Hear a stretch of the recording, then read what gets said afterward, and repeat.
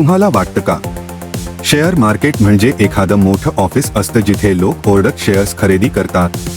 चित्रपटात आपण असं पाहिलं असेल, पण आजच्या डिजिटल युगात शेअर मार्केट पूर्णपणे ऑनलाईन चालतं.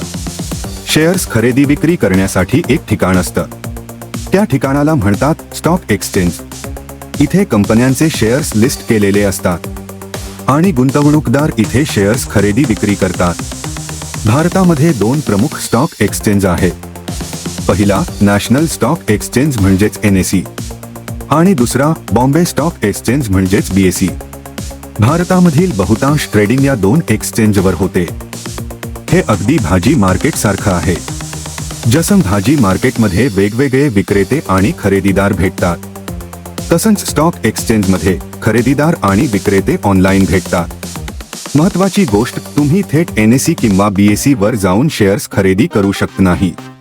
तुम्हाला एका ब्रोकरच्या माध्यमातून ट्रेड करावं लागतं. याबद्दल आपण पुढच्या व्हिडिओमध्ये सविस्तर पाहणार आहोत. जर तुम्हाला share market step by step शिकायचं असेल, आता चॅनेल सबस्क्राईब करा. पुढच्या व्हिडिओमध्ये स्टॉक म्हणजे नेमकं काय हे आपण खूप सोप्या भाषेत समजून घेणार आहोत.